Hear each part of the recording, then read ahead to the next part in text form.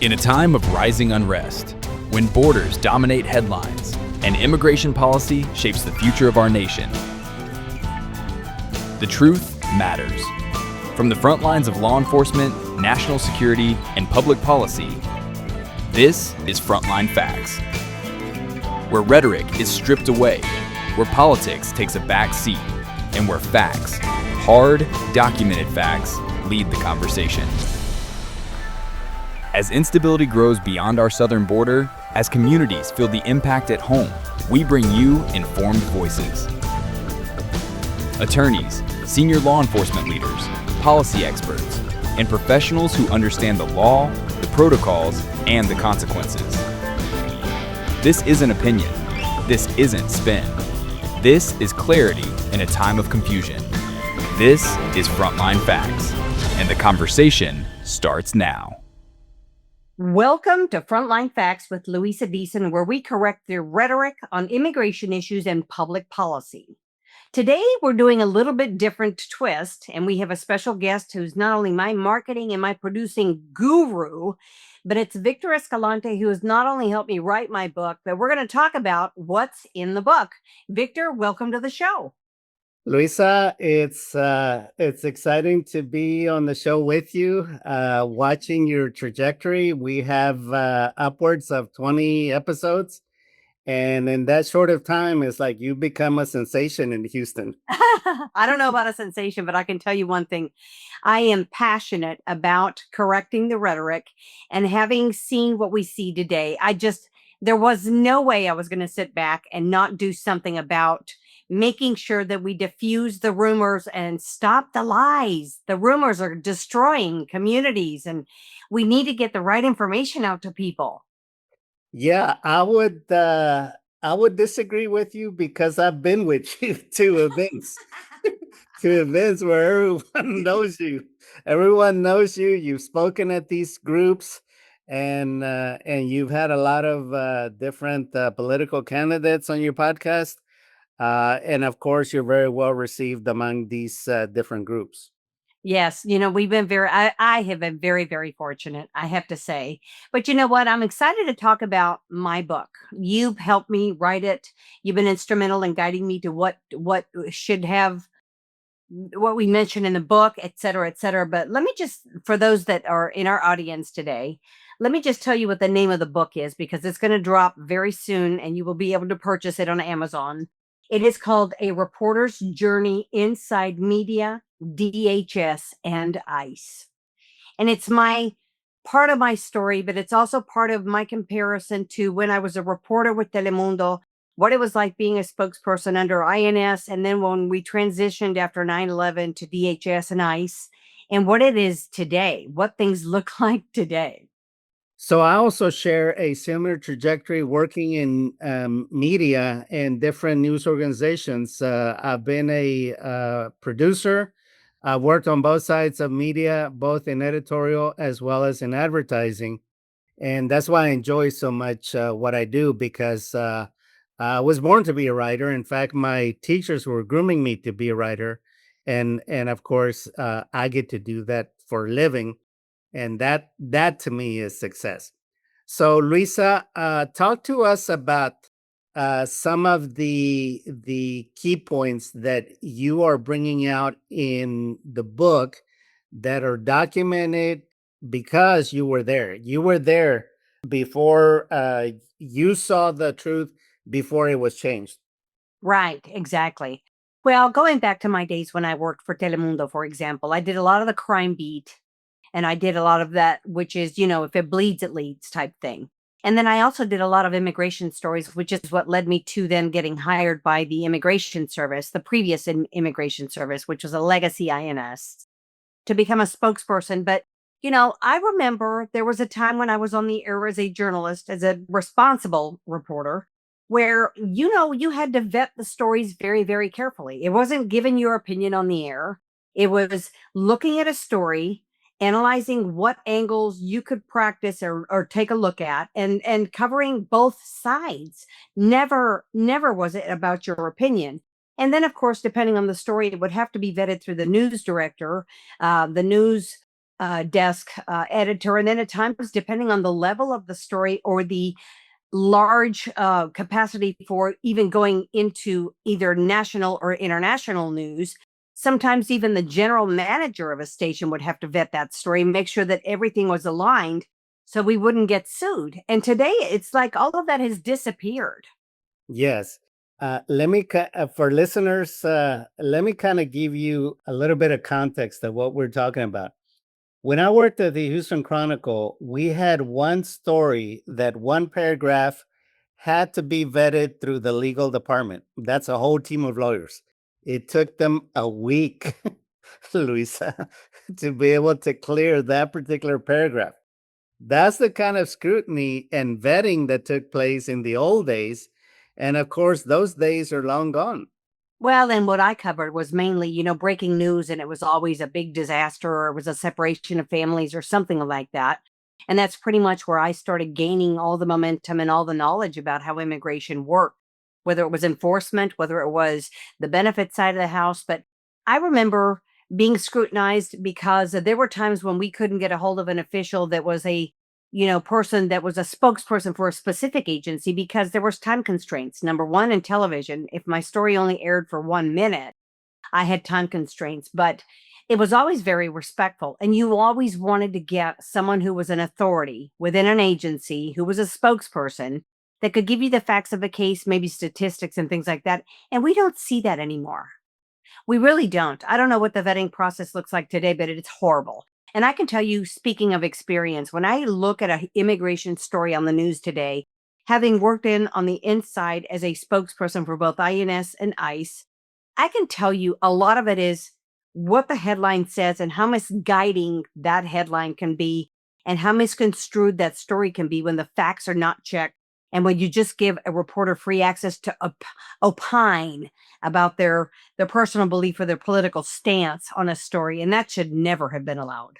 I'll tell you when my moment of truth came, when I knew that we were in trouble. I went to the consulate of Mexico, and it was a press conference, and of course, all of the media reporters were there, and in the audience was an influencer, Luisa. Okay, Danger, danger. yes, I thought, oh boy, it's like we're in trouble when an influencer has as much clout and credibility as us reporters that are there to cover the facts. Uh, because again, there is no question as far as what the influencer is going to report from a conference like that, because of course, they're using the platform and the publicity to increase their followers and their reach. But again, it's all fluffy stuff that doesn't really paint the true picture of what's really going on. Well, and we've never seen what we're seeing today either, Victor. Think about this. You're on scene in Minnesota, for example, with all the immigration stuff that happened and ICE and the infighting. And these are paid agitators that are traveling across states to really resist and to attack federal agents. And I know that there's been a lack of the, credibility with people, mainly when you look at some of the rhetoric that's being spewed that are lies and the hatred and the vitriol towards them. um, ICE agents have been operating in Minnesota for over 22 years. It's not like they just opened up an office in Yeah, Minnesota. And yeah, so you stop and think about what has changed. Well, the rhetoric has changed. The level of violence has changed. The perpetrators that are responsible for making sure that they're impeding in these federal investigations and not allowing ICE to do their work correctly. All of that in combination is a mix for disaster. And I just couldn't sit back any longer and say, okay, the media is credible because they're not. They've become somewhat of a propaganda machine. And this is exactly what I disclose in my book is yes, that people need to become more informed to better understand that you just can't rely on one source of information. You have to do your due diligence. You have to do research and look at other avenues and other tidbits of information. And social media has changed the dynamics of what we see today. A lot of it is just sensationalism. And, unfortunately, sensationalism sells, but where is the factual information within that sensationalism? yeah. What I like about your book, Luisa, is that you outline how we got to where we are today. You take us back to when you first started as an investigative reporter and all the different things that happened since then, since that point to today, and why we need to question what we are being told because it's not the whole truth, and if anything, it's faking out outright lies. So, Yes. Lisa, you already have people in other states that are asking for your book. Why don't you go ahead and tell our listeners what's going on behind the scenes? Well, it took us several months to write the book, obviously, thanks to your help. But I'll tell you one thing. I had to really go back and dig and pull up memories and look at some of the research that I had done and go back to some of the things that I had saved over a period of time. But I do have a clear recollection of some of the cases that I worked. To give you an example, when I was a spokesperson and it was, probably pre 9/11, one of the things that happened is we always had to check sources. And one of the things that I didn't have the ability to do was sometimes reporters would call me and say, "We're under a time constraint and we want to get this story out today." Well, if I didn't have the clear response, and or maybe even sometimes if it was a criminal case involving people that were separated, or death, or smuggling cases that had gone international, I had to wait for the US Attorney's Office to be able to give me the green light to speak about those cases. And today you don't see any of that proper vetting. People are just spewing whatever they think, and they're including their opinion on the air, and you're like, where's the verification of those facts? Yeah, And what's happened is I've seen the transition, just because I do have a knowledge base about how immigration works internally, how ICE works internally, and it's become such a joke with what you see on the air, depending on the entity airing the story. I remember one time, Luisa, that I had sent out a press release because I had an event that I needed some coverage on. And of course, we had press and we had several stations. And after the event, I went back and looked at the news. And of course, it was all twisted. The story was wrong. The facts were wrong. And that's just on a simple press conference. Imagine when we're dealing with complex agencies that have a lot of moving part and that the timing is critical. Well, I look at stories today, but I'll tell you, I remember being a spokesperson after 9/11, and we had reporters that were just kind of rogue. They were out there. In my opinion, the most dangerous ones were the ones that were new, who wanted to plant a flag and make their name known, and they would say or do anything. And I'll give you an example. We had a case where a reporter with a local TV station rode along with a smuggler across state lines, dropping off illegal aliens to different states. And I'm thinking, at this point, you're part of the story, dude. Yeah, exactly. You made yourself the You story. made yourself part of the story. Yeah. And I remember calling their news station and saying to this particular reporter, I don't want to embarrass him or ruin his career now, but nonetheless, irresponsible to say the least. And I called him and I said, we're going to need your B roll. We're going to need you to give us all the footage you have about you crossing state lines and dropping off illegal aliens and family members, paying them out while you're riding around with one or two coyotes in this van. And what happened was he took a picture, or somebody took a picture that highlighted part of the dashboard. And we were able to get the FBI to blow that number up. It gave us the VIN number to that van. And that van was then identified as to who had rented it, who was driving it. And we then, when this reporter said he wasn't going to give us the footage or comply with our request, I had to run to the investigations, or the head of the investigations office. At that time, it was Michael McMahon, and he was the special agent in charge. And I said, this is what we need. And we called him up and he said, I'm not going to comply with your request. And my boss says, you will or will have agents at your door ready to arrest you and charge you with aiding and abetting illegal immigration. Oh my. I mean, how irresponsible can you be? I Yeah, know that the storyline is, you want to embed yourself in the exclusiveness, but don't ever make yourself part of the story. That's rule number one. exactly. Talk to us about the invitation you have to New Jersey, Luisa.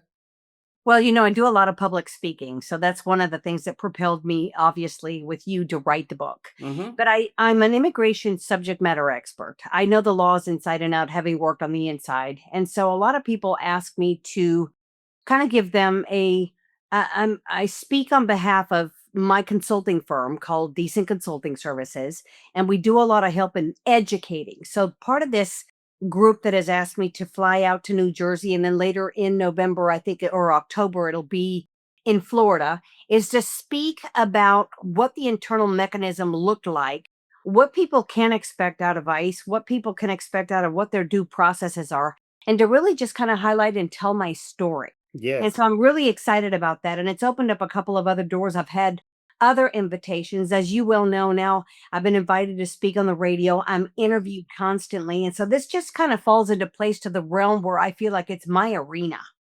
You're And back in I'm an your expert element. in that area. You're back in your element for sure. Oh, yeah, definitely. I love what I do. You know it because you're with me almost every day. And we do that. And we also do training. Yes. Yes, listeners. If your company, if you own a company, if you own if you have a sales team, we do a lot of sales training for different organizations. So be sure and reach out to us. We're happy to put on a complimentary training for you to test drive our abilities. And like Mark Twain said, Luisa, it ain't bragging if you've done it. we are we are seeing positive results with some salespeople that in 4 weeks they're really upping their game. Well, and the other thing that I'm very good at is PR crisis communication. So that doesn't just, it's not what we're doing with businesses that transfers over to many of the law enforcement entities, both local, state, and, at times federal, with us being able to go in and train them on what to do during a crisis. Totally. I was very, very good at being able to do that for DHS back in the day and also Hmm. for INS, because it takes time to realize what is the most important thing you need to release, and how do you release it, and what do you release in a timely manner to give those reporters something that hooks them in but keeps them engaged without jeopardizing the investigation on a large scale, to avoid having the case not prosecuted because you released too much information. And so all of that goes hand in hand with the training that we provide. And if you don't mind, I'm going to plug myself in and just give out my phone number. Go for My it. number is 832-244-2488. Anybody who wants to receive this kind of training can reach out to both myself and even to you, Victor. What's your number? My phone number is 210-216-6915. Even though it's a San Antonio number, I do reside here in Houston. That number is 210-216-6915. And of course, listeners, if you're bilingual or a Spanish speaker, we want to invite you to our show every Wednesday at 1 p.m., 1 to 2 on Sports 880 AM AM. on Yes. Udao to listen to our show Mesa de Trabajo, where we cover every kind of topic that a business owner needs to be informed about in order to scale their business. And you know what? That show's been a lot of fun, Victor. You and I've had our second appearance, and it's been very, very interesting.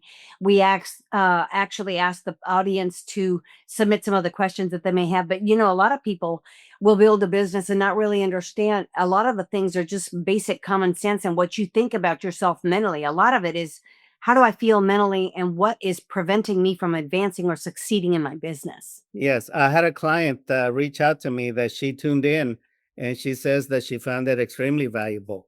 Well, Uh, that's awesome. yeah, she's recently started a business, and is very hungry for the material that we cover.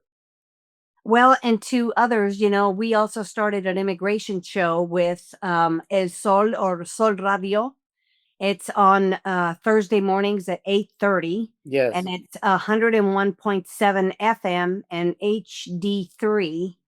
So people can tune into that. That particular show is where I answer some of the questions or some of the topics that we discuss about what's going on with ICE, Immigration and Customs Enforcement, with what can be released publicly.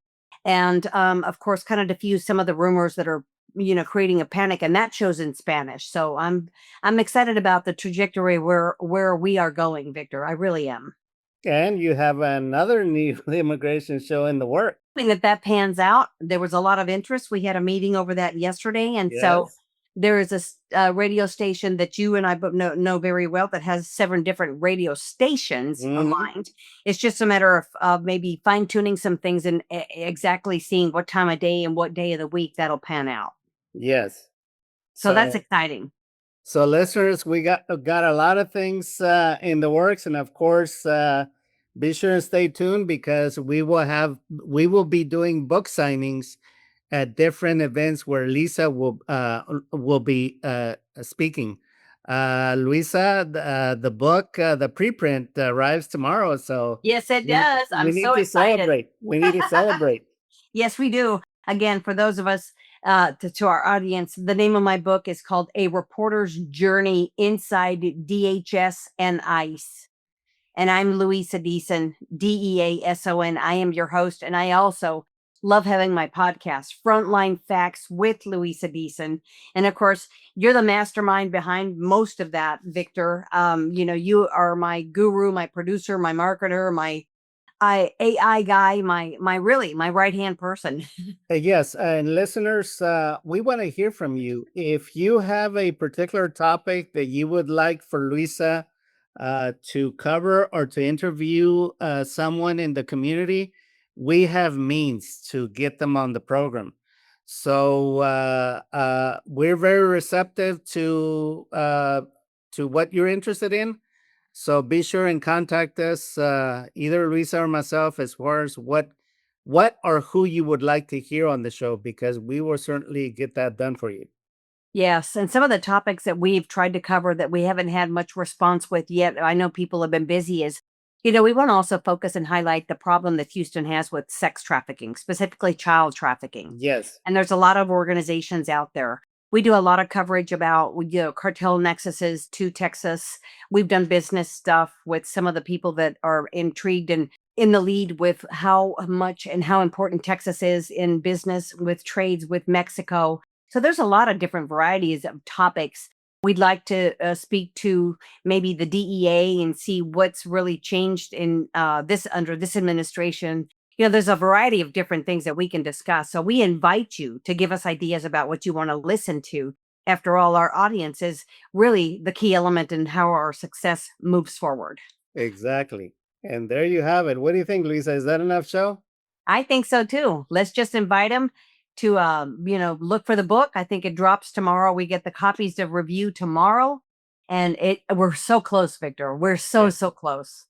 So stay tuned, friends. We're going to have to leave it there. Until next time, we will talk to you later. Thank you. We've come to the end of Frontline Facts. Stay tuned for our next segment. I'm your host, Luisa Deason.